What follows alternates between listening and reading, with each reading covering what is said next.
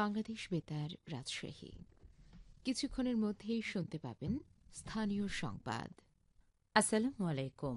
বাংলাদেশ বেতার রাজশাহী স্থানীয় সংবাদ পড়ছি উম্মে সালমা।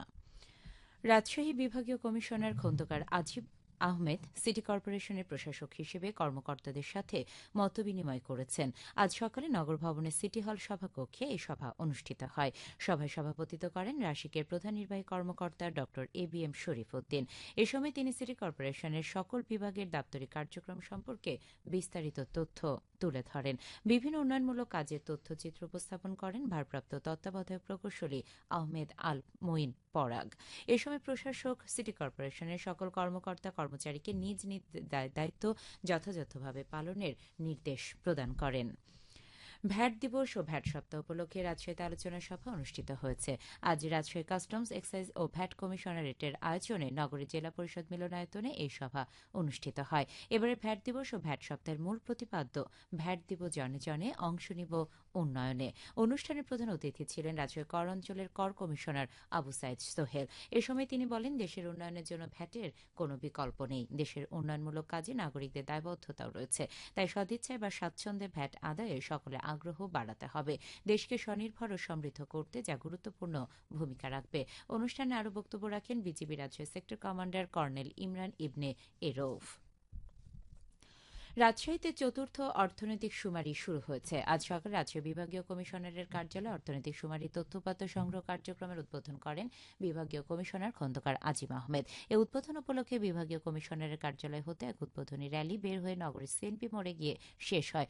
অর্থনৈতিক শুমারিতে তথ্য দিন, নতুন বাংলাদেশ বিনির্মাণে অংশ নিন, এই স্লোগান নিয়ে 10 ডিসেম্বর হতে আগামী 26 ডিসেম্বর পর্যন্ত সারা দেশের ন্যায় রাজশাহী বিভাগের 8 জেলায় চতুর্থ অর্থনৈতিক শুমারি 2024 পরিচালিত হবে।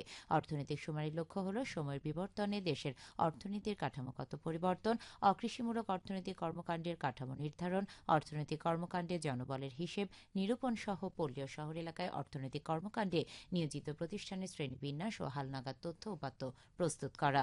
বাংলাদেশ পরিসংখ্যান ব্যুরো পরিচালিত এই শুমারি কার্যক্রম ইন্টিগ্রেটেড সেন্সাস ম্যানেজমেন্ট সিস্টেমের মাধ্যমে ডিজিটালি কন্ট্রোল করা হবে।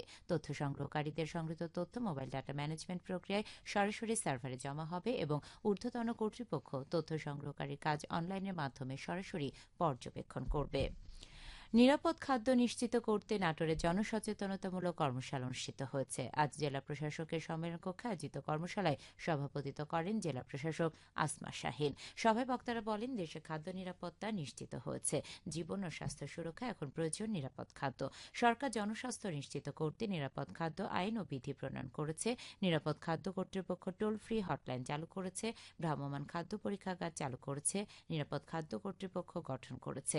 সকলের সম্মিলিত সহযোগিতায় এই আইনের বাস্তবায়ন এবং ধর্মীয় বোধকে জাগ্রত করা গেলে জনসাধারণের জন্য নিরাপদ খাদ্য নিশ্চিত করা সম্ভব হবে। এছাড়া খাদ্যের উৎপাদক পর্যায়ে নিরাপদ খাদ্যের ক্যাম্পেইন শুরু করার উপর বক্তারা গুরুত্ব প্রদান করেন। কর্মশালার প্রধান অতিথি হিসেবে উপস্থিত ছিলেন বাংলাদেশ নিরাপদ খাদ্য কর্তৃপক্ষের সদস্য মাহমুদুল কবির মুরাদ। সিরাজগঞ্জ সদর উপজেলার 3 নম্বর বহুল ইউনিয়ন পরিষদের বিভিন্ন প্রকল্প পরিদর্শন করেছেন স্থানীয় সরকার রাজ্য বিভাগীয় পরিচালক পারভেজ রায়হান। আজ দুপুরে প্রকল্প পরিদর্শনে ইউনিয়ন পরিষদে পৌঁছালে তাঁকে স্বাগত জানান বহুলী ইউনিয়ন পরিষদের চেয়ারম্যান মোহাম্মদ ফরহাদ হোসেন।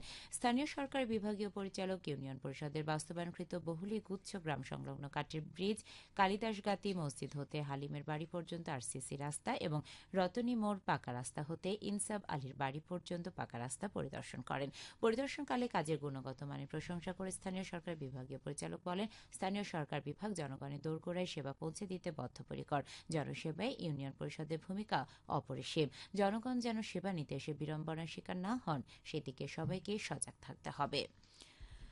সুমের শিকার ছাত্রদল সহ সকল নেতাকর্মীর মুক্তি এবং আওয়ামী লীগ ও আইনশৃঙ্খলা বাহিনীর দোষী ব্যক্তিদের বিচারের দাবিতে মানববন্ধন করেছে জাতীয়তাবাদী ছাত্রদল। আন্তর্জাতিক মানবাধিকার দিবস উপলক্ষে পাবনা জেলা ছাত্রদলের উদ্যোগে আজ দুপুরে পাবনা প্রেস ক্লাবের সামনে এই মানববন্ধন অনুষ্ঠিত হয়। মানববন্ধন উপস্থিত ছিলেন জেলা ছাত্রদলের সাধারণ সম্পাদক কামরুজ্জামান প্রিন্স, সিনিয়র যুগ্ম সাধারণ সম্পাদক মাহমুদুল হাসান সরকার, সাংগঠনিক সম্পাদক সাদ্দাম হোসেন প্রমুখ। সবশেষে আবহাওয়া। আজ রাজশাহীতে সর্বোচ্চ তাপমাত্রা ছিল 22.4 ডিগ্রি এবং সর্বনিম্ন 14 ডিগ্রি সেলসিয়াস। বিকেল 3টে বাতাসে আপেক্ষিক আর্দ্রতার পরিমাণ ছিল 78%। রাজশাহীর পার্শ্ববর্তী এলাকায় আজ সূর্যাস্ত সন্ধে 5টা 17 মিনিটে। সংবাদ শেষ হলো। আমাদের পরবর্তী স্থানীয় সংবাদ সন্ধে 7টায়।